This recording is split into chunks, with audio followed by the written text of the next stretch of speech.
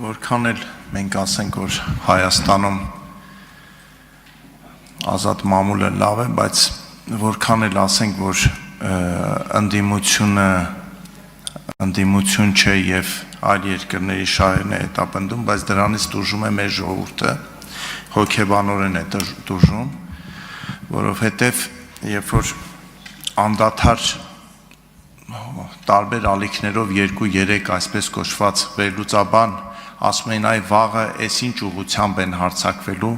մյուս օրը էս ինչ ուղղությամբ, հետո էս չէ, եթե հիմա չեն հարձակվել, այն մյուս օրն են հարձակվելու եւ դա անդադար սփռվում է, մեր ժողովրդի հոգեկան առողջությունը արդեն խնդրահարույց է դառնում։ Մարդիկ չեն ցանկանում նոր գործ նախաձեռնեն, մարդիկ չեն ուզում իրենց երեխայի ապագան պլանավորեն եւ այդ հարցին ես կարծում եմ մենք պետք է շատ ավելի լուրջ վերաբերվենք, քան ուղղակի գնահատական տալ, որովհետեւ այդ մարդկանց մենք պետք է պաշտպանենք այդ սարսափելի գրոհից, որովհետեւ եթե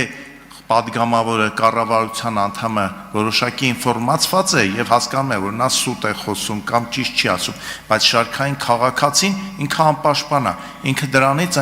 տարբեր աշճանի հոգեկան խնդիրների հետ է բախվում։ Արդարության զգացումն էլ երկրում կարևոր է, բայց շատ հարցեր ա կուտակվել, բայց ես հիմա մի հատ արագ հարց պիտի տամ, արդեն մի քանի շաբաթ է խոսվում է այն մասին ու այդ հարցը մի խավի անհանգստացնում է, որ առողջապահական այդ ապահովագրման խնդիրը լուծվելու է Զինապահ հիմնադրամի հաշվին։ Պարոն Պապիկյան, առողջապահության հարգելի նախարար, դուք հաշվել եք Զինապահ հիմնադրամի կրճատումից տուժելու է արդյոք հերոսի ընտանիքը, վիրավոր զինծառայողը, նրա ընտանիքը, այդ հաշվարկները արվել են, թե ուղղակի որոշում ենք կայացրել, որ այդ հարցը լուծենք, դե կարելի է Զինապահի հաշվին անել։ Ես կխնդրեի ձեր մեկնաբանությունը, որ մեր հանրության այդ հատվածն էլ լսի։ Հարցին կպատասխանի վարչապետ Նիկոլ Փաշինյանը։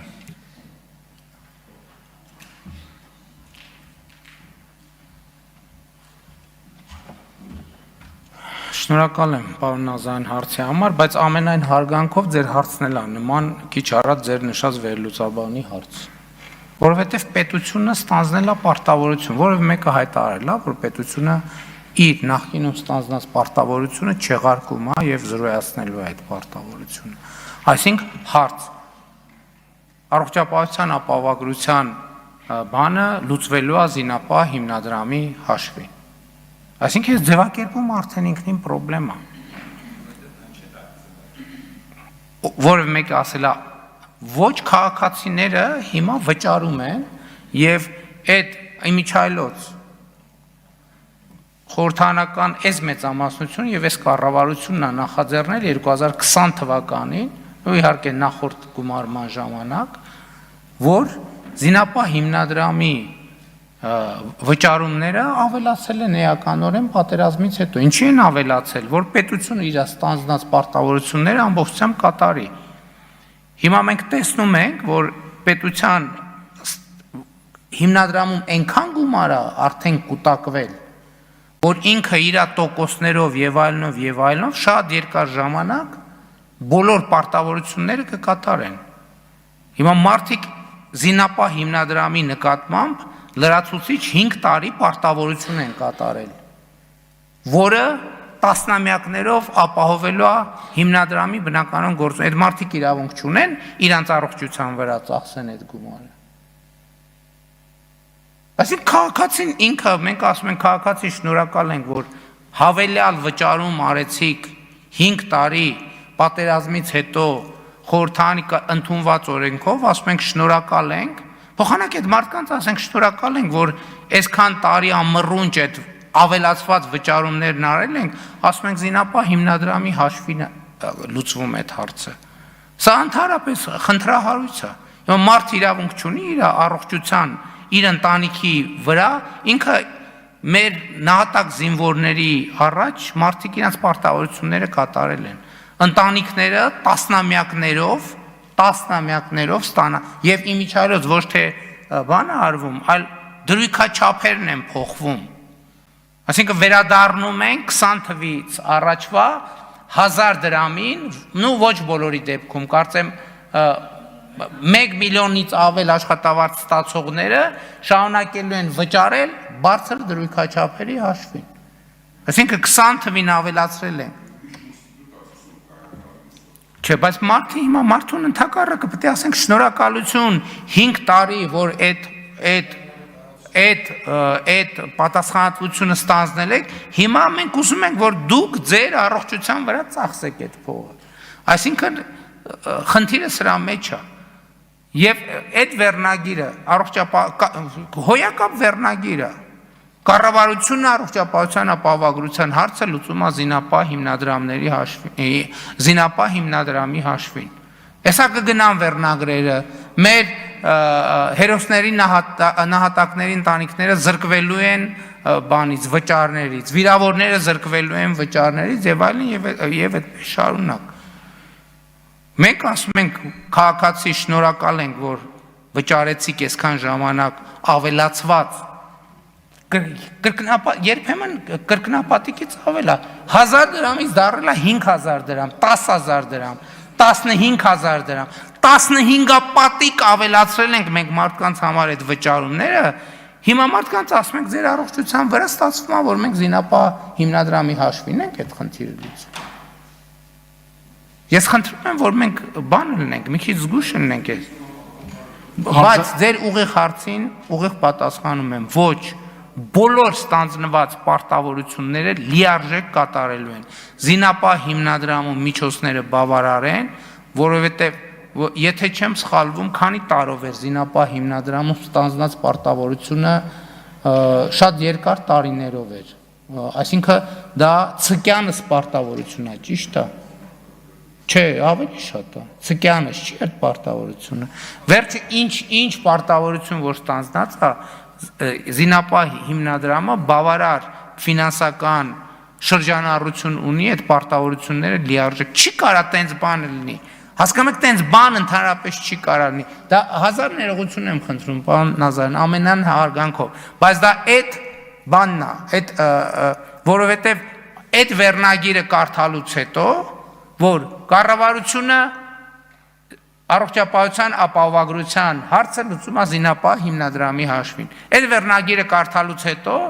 հաջորդ եզրակացությունը անխուսափելի է, այս երկիրը կործանվում է։ Ոչ սրբություն է մնացել, ոչ զոհերին են հարգում, ոչ արժեք կա, կործանվում է այս երկիրը։ Որովհետև 21-րդ դարի մարդը մենք բոլորս մենք տեքստ չենք կարդում, մենք վերնագիր ենք կարդում։ Ու այդ վերնագրերի կարդալով, որ վերնագրերը կարդաց, միանշանակ կործանվում է։ Բայց այդ վերնագրերը կապ չունեն, ասում եմ, այդ ուրիշ կինոից է, այդ կինոն ավարտվել է։ Ոչ, պարոն Նազարյան, վստահեցնում եմ եւ երաշխավորում եմ, որ զինապահ հիմնադրամի որևէ շահառուի նկատմամբ ստանձնած որևէ պարտավորություն չի մնալու անկատար։ Ընդ որում ոչ միայն հիմա, այլև նախորոշված ժամկետի ամբողջ ընթացքում։ Արձագանք։ Ես հատուկ ես հարցը տվեցի, նախապես էլ նշեցի, որ մարդկանց մոտ առաջացած վերնագրերից, տեքստերից առաջացել է մտահոգություն։ Այս հարցը տվեցի, որ մեկ անգամ եւս շահարկումների առարկա չլինի եւ հստակ պարզաբանվի։ Ընդամենը դա էր եւ այսպես լիքը հարցեր լինում է, երբ որ չի պարզաբանվում, դառնում է շահարկումների առարկա, այն ամենապարզ հարցերից մինչև ամենաբարդ հարցերը։ Այնպես որ ես ընդամենը այս հարցը տվեցի, որ կառավարությունը պարզաբանի, այսքան բան։